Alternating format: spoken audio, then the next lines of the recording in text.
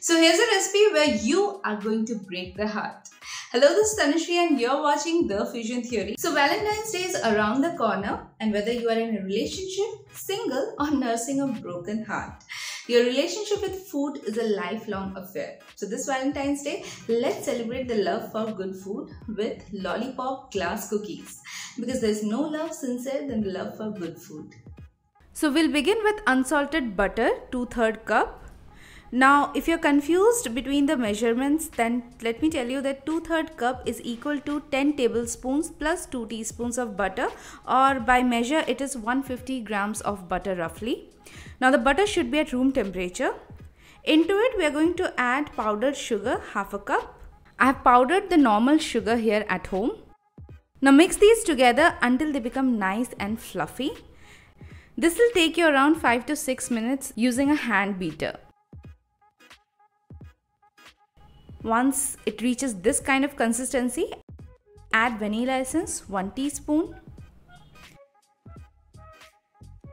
Mix it nicely again. Now we are going to add 2 cups of all-purpose flour. Add a pinch of salt. Mix everything together until you reach a crumbly kind of texture. Once you reach a crumbly texture, discard the spatula or spoon and add milk 3 tablespoons at room temperature. Now it's time to turn your hands dirty. Now combine everything together into a soft dough.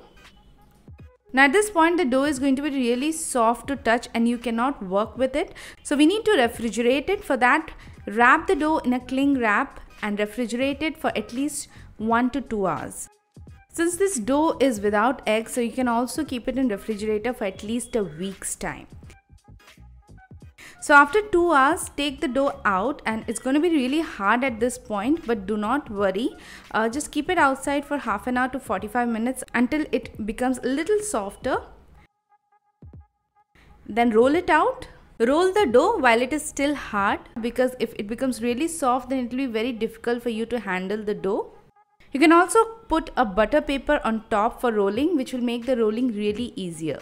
You can see I have rolled the dough little thicker, almost half an inch thick. Now using a cookie cutter, here I am using heart-shaped cookie cutter, but you may use any cookie cutter that is available to you. Now cut out desired shape of cookies.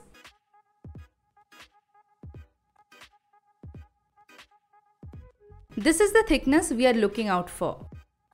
Now place the cookie over parchment or butter paper. Gather the edges together and make a dough and keep it in refrigerator for another half an hour to 45 minutes, and then you can again roll it and cut out next batch of cookies from it. So here are a few tips.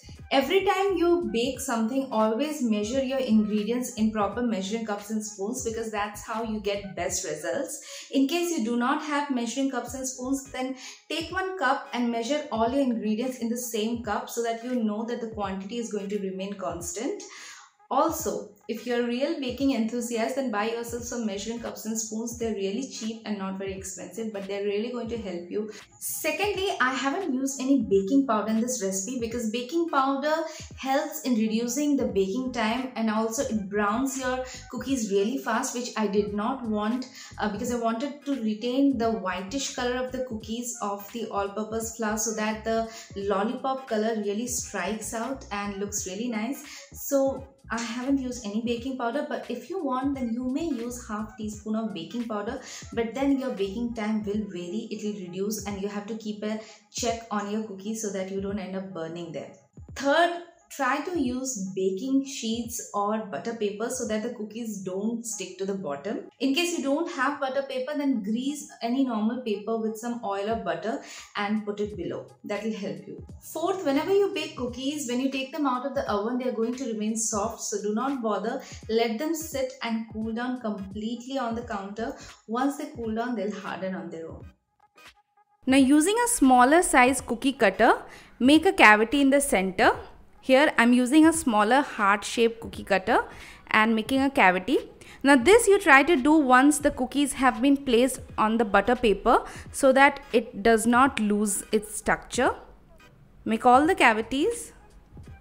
So you would need two different sizes of cookie cutters over here, one a little bigger and one a little smaller. The dough from the center, you can either combine it into the main dough and again roll it out for the next batch of cookies, or you may also bake these separately into smaller size cookies like I have done here. The choice is yours. For the heart-shaped cookies with cavity, we are going to bake these in a preheated oven at 160 degrees for 15 minutes. And meanwhile, we'll work on our lollipops. So here I have used around 8 to 10 lollipops, and I'm going to put these inside Ziploc bag and crush these using a pestle. The whole purpose of using a Ziploc bag is so that they don't scatter around. You may also use a mixer grinder for the same. Now take out the lollipop sticks. You don't need to powder these lollipops, we just need roughly crushed texture. You may also use hard candies here instead of lollipops. Now our cookies have been baked. Now without disturbing these cookies, we are going to fill these cavities with the crushed lollipop. Make sure you don't overcrowd it, just enough to fill the space because anyways it's going to melt and fill it. Now bake these again at 160 degrees for 8 to 10 minutes or until the lollipop inside is nicely melted. So our glass cookies are ready. Let them cool down completely before taking them out. Aren't they pretty? These cookies look just like glasses, that's why they're called glass cookies. And here we have made them using lollipop, and that's why we have named them lollipop glass cookies. So follow all these instructions and I'm sure you're going to get amazing results. These cookies look complicated, but trust me, they're very simple and easy to make. Once you give it a try, you would know that these are really very easy and there's no way you can go wrong. So if you like this recipe, then do give it a thumbs up by liking on this video. And if you haven't subscribed to the channel, then please do subscribe and show some love. And also leave your comment below. So see you soon with another amazing recipe. Till then, happy cooking to you.